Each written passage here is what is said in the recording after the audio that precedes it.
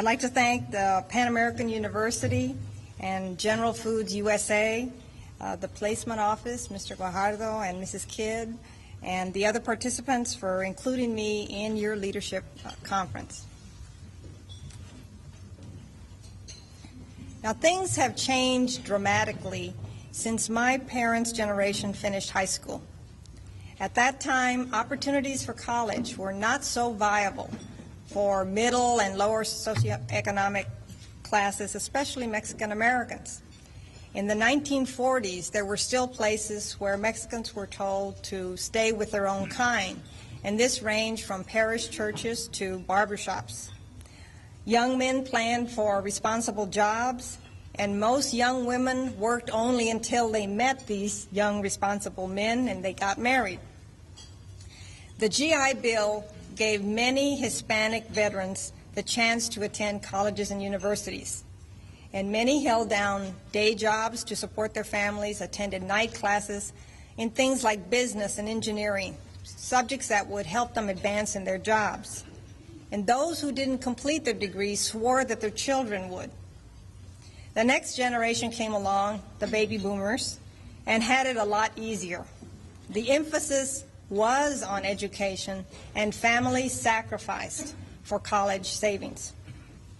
The hopes and aspirations were then on these children who were born in the early 40s, and they responded by completing degrees in very career-oriented fields: aerospace engineering, law, and medicine. Now, the group of kids that were born at the end of the 40s were ready for college at the end of the 60s, and we majored in a more varied background: mathematics, biology, languages, business, and the commitment to service was real strong during this era, even though the pay was generally lower than in other areas. When it was time for the children born in the 1950s to enter college, revolution was popular, and Hispanic parents were confused by their children studying things like art, music, philosophy, political science. How would they ever find jobs? This group was bright, getting scholarships to places like Yale, Cornell, Georgetown, moving to places where few people knew Mexican Americans. It was during this time that many young Hispanics became aware of their heritage and their history. Students and workers united, radicals and protests were born, and now the older generation was totally confused. They had sacrificed, and now they did not understand their sons with long hair and work boots, overtaking buildings on campuses, nor their daughters, again with long hair and jeans, heckling university presidents. The behaviors and the appearances that they had striven so hard to escape in the 40s had been reborn in their children in the 70s. Well, then things quieted down, and students in the 80s were very busy studying to make money in high-powered jobs. Risk and mobility were standard in a very fast-paced business world. Now, the point of this very long introduction and brief history of Hispanic career choices is that we are products of the time and the place in which we live. We make our choices according to our backgrounds, our talents, our environment, our resources, and our ability to imagine. And there are 4 major points I want to emphasize as guidelines for career planning. And the first is determine your interests. If you like music, don't go to dental school to please your parents. If you like biology, don't force yourself to study economics because it's a hot area. I've seen miserable medical students who are really interested in another area, but due to family pressure, they feel obligated to complete medical school and residency. And some don't make it through, and they feel that they have failed. And I have also seen geology graduates out of jobs because of the glut of geologists who trained while the oil patch business was booming and the pay was attractive. And the youngest ones were the first to be let go, and then they were forced to return to school to retrain in another field. So determine what you like to do and figure out a way to develop that into a job. I heard Edward James Olmos give a speech once, and he said, Pick something you want to do every day. Okay, number 2, double up. Create combination majors. Specialization is great because you become an expert in one area, but sometimes specialization is too limiting.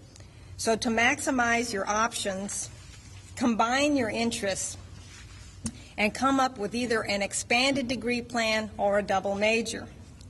If you're a good artist, take business courses because you'll need them to manage the sale of your own artwork or to manage a gallery. If you major in Spanish, mesh your major with radio and TV, a communications degree. Now, most of the Houston channels have highly visible Hispanics at the net as anchor persons and reporters, but in the Spanish-speaking channels, they're mostly headed by natives who were born in Mexico or South America. If you love to travel, combine language and geography degrees. Businesses, travel agencies, embassies may be potential employers. If you like sports and science, think about rehabilitation medicine or sports medicine after a biology degree and a medical degree. Get together with your friends and try some creative combinations based on your interest, and you'll find that your options for jobs automatically increases. Number 3, develop yourself. Become involved with activities on campus, clubs, campus politics, theater. Try a different course once a year that's totally out of your area. You know, astronomy or dance or theology or history or something that's different from your own major. Get involved with the community. Again, this can be through the church, through politics, through volunteer groups or high school sponsors. Get a part-time job. This is a really good way to test whether you really like the area you're in. The other option is to get a job in something totally different so that you can take a break from your studies. Anything you experience will add to self-development, and work experience is always a plus at job interviews. Anything you experience will make you more interesting and a curious person. And the 4th thing is, do not be afraid to change. Gone are the days of our fathers where the person worked for the same company for 20 or 30 years. In our current economy, companies come and go, they're bought out, they're merged, they're downsized with little regard to employee loyalty. Career changes are now the norm. A person may go through 3 different careers in their lifetime. We're living a lot longer and our interests change. I can say with certainty that the job you start with will probably be very different from the job that you end up with. As an example, my husband started out like me, a biology major, and he worked at several different research institutions and began graduate school in immunology. Along the way, many of the patients in his studies died, and he realized that the field was too depressing and that he would be unhappy continuing to pursue that area. Because he also had an interest in design, he decided to go back to school and get a 2nd degree in architecture. After several years of designing parks, houses, and churches, he felt he hadn't used his science background. So he returned to do a master's degree in experimental architecture, which deals with outer space. So he works for Lockheed now as a contractor for NASA. But the job has not turned out to be all design work. He's doing strategic planning and group management. So these are new additions to his work experience. Age is no limit. I'm continually impressed by people who acquire new skills at a later stage in life. One of my friend's father went to nursing school after he retired. He had always wanted to pursue nursing, but he had not had the opportunity while he was supporting his family. My dad had a stroke 16 years ago, but he takes 1 college class a semester, and he figures that he'll complete his undergraduate degree by the time he's 78. So what do you ask, does all this have to do with leadership? Well, first let me emphasize that leadership doesn't require a college degree. We can look at our parents and our grandparents and see that. However, being in college gives you the opportunities to develop leadership skills. Only 25% of the American population actually complete college degrees. So already you're a part of a relatively small group. But with the opportunities comes responsibility. And leadership does not come from just doing a good job or just being an expert. Leadership comes with a commitment to use those talents for the benefit of others.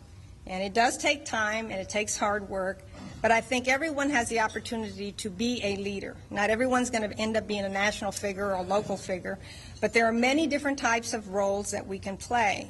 And some people become leaders in church, some in volunteer nonprofit organizations, and some in sports, coaching Little League teams.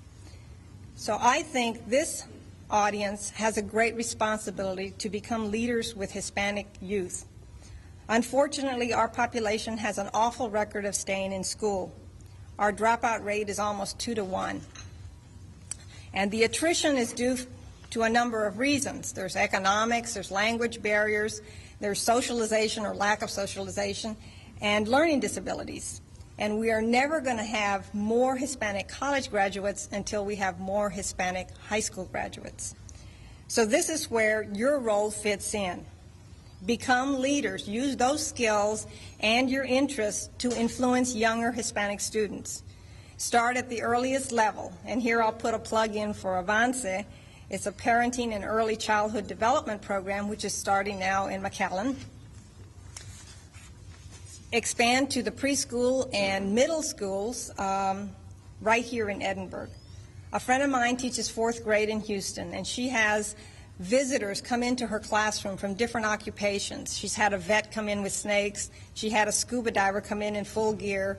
She had a nurse come in uniform. And she's had a lot of success with her students in becoming interested in different careers. And this is at the 4th grade level. So locate a teacher who's interested in developing a similar program here in town. Volunteer to read to younger students. These are from the 1st grade to the 3rd grade. The teachers need all the help they can get, and a reading visitor is a treat both to the students and the teachers. Now, middle school and high school students are a bit more challenging because they already have set ideas about themselves and about life. Some have given up, and some have made it a point to give everybody a hard time. So contact the local school programs, whether it's a computer club, the theater, the band, say a science club, the newspaper, and your assistance is always welcome. Your presence and attention may be just what a student needs to stay in school.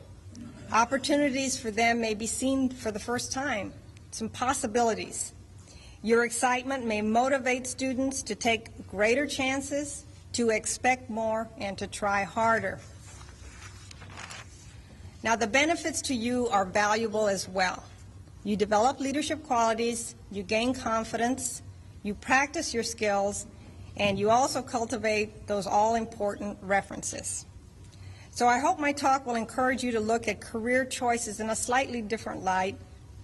And I urge you to take a leadership role now instead of waiting for the future.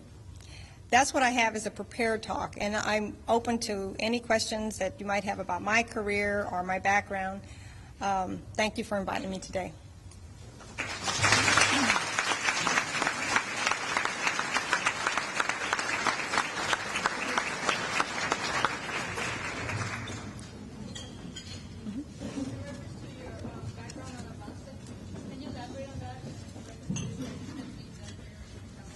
Right. Avance is a program which was started in San Antonio about 18 years ago, and it was started by a teacher who felt that by the time she saw students at preschool, especially Hispanic students, they were already behind. And so the idea was to have a program where the parents would be educated on how to teach their children so they would then be prepared for school. And so the program has been very successful. It's lasted in San Antonio now for 18 years. It has been in Houston for 5 years, and now the center has been opened in McAllen, and it will serve a lot of the neighborhoods and a lot of the different smaller cities. And I think that we always are looking for people to be on the boards, and this would be good experience for someone who would like to get involved in a community project. There's always a lot of work to do with Avance, and it gives you a lot of skills on dealing with the corporate world in terms of preparation for presentations or funding for funding sources. So I would encourage you to look into that and see whether that might be one of the areas you could get involved in. This Avance is supposed to help the children before they enter the school system. Now, I know some of the kids entering the school system are still being taught in Spanish. Now, does Avance advocate this policy of still teaching the kids in Spanish? Or the program is, the hook is the children. The actual purpose of Avance is to advance the family. And so what happens is the parents are the ones who actually get a lot of the direct teaching. I mean, it's actually, they go to classes for 9 months. The classes in Houston are taught in Spanish because most of the clientele that we have in Houston are recent immigrants. And so in San Antonio there are 5 centers, and they're scattered all over town. So there you have a mix of teaching in English and Spanish. For the children, this is a little bit different from, say, the Head Start program, where you're actually teaching skills to the children. In this case, you're teaching skills to the parents, which then pass those on to the children.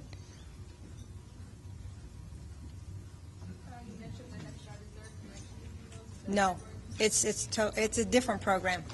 There are a lot of programs across the country, and you probably heard of First Start and Success Before 6. There are in different parts of the country, they have different types of things, but the philosophy is the same.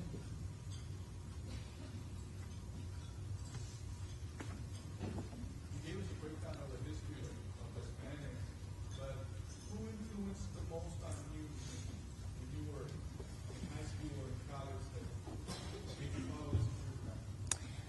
Well, my father came from a family of 12 children, and so from the time we were born, the idea was that education is the only way that you can advance, that you can get ahead. So my parents' whole life was geared toward their kids getting educated, and there were 5 of us, so we all went through school.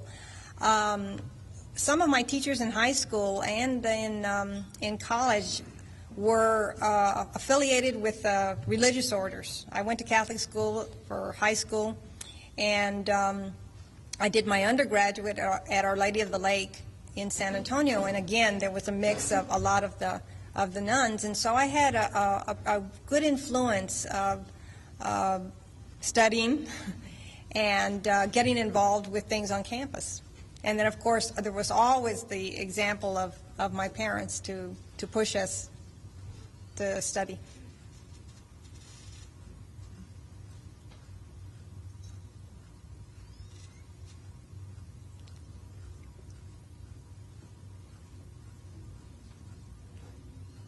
Who's next? Anyone? Somebody's next. That's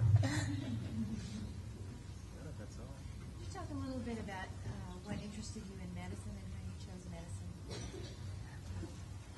Well, I was speaking earlier here with the group, and I was saying that originally I had wanted to major in English, and I thought that's what I wanted to do when I finished high school because I liked the writing work that I had done in high school. But I got a science scholarship, which I also liked in high school, and that's how I ended up majoring in biology. When I finished at Our Lady of the Lake, I decided that I wanted to go away from Texas, and so I applied to schools for a master's degree across the United States, nowhere in Texas. And it was a good opportunity. I went to the University of Dayton in Dayton, Ohio, and I did a master's there in cell biology. And it was a totally different area of the country. I saw snow for the first time, and I was exposed to a lot of different things. And I was there for 2 years, and I returned to San Antonio, but I think that that's always been a solid background. It was a good school. Again, it was run by the Marianist, and it was a very strong research-oriented school. So that gave me the background for getting into research.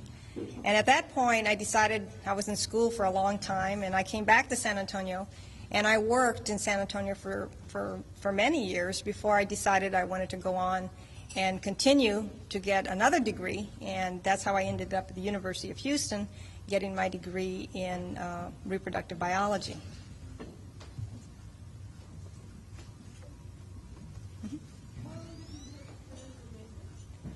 Well, of course, I went 4 years as an undergraduate, and then I did a master's in 2 years.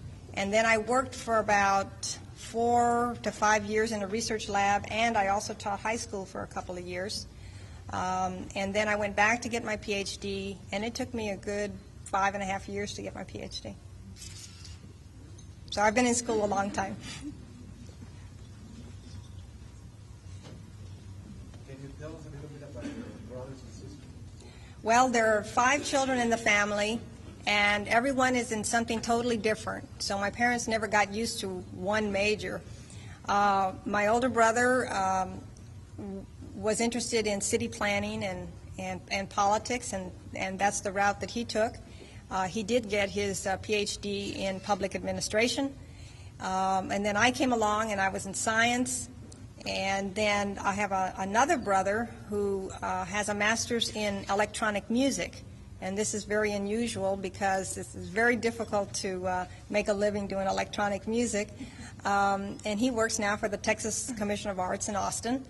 And then I have one more brother who's an architect. He went to A&M, and then he did a master's at Rice. And my youngest sister, the youngest of the family, went to A&M and did her work in journalism. And she's at home with 2 children now.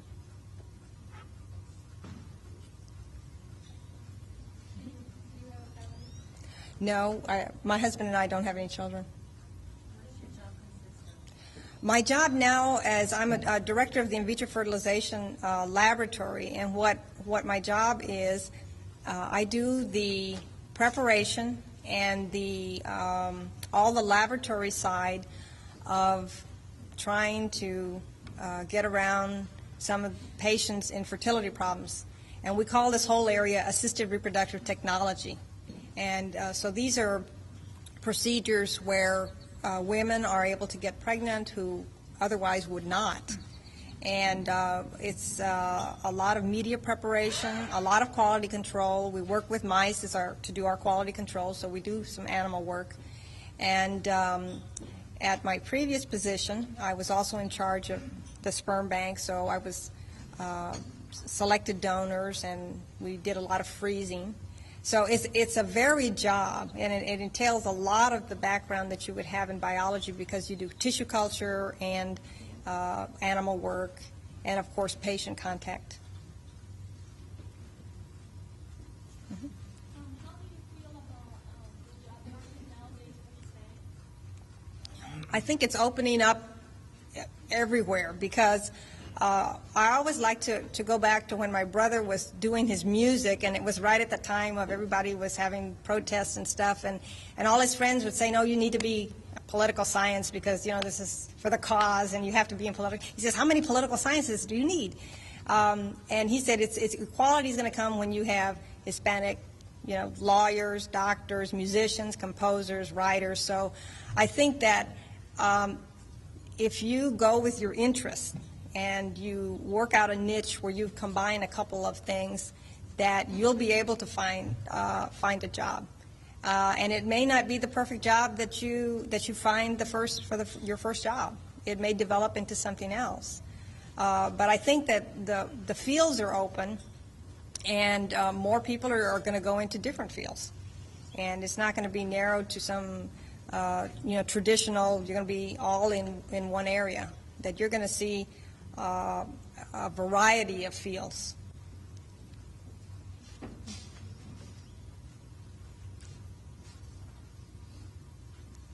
No more questions. Otro aplauso.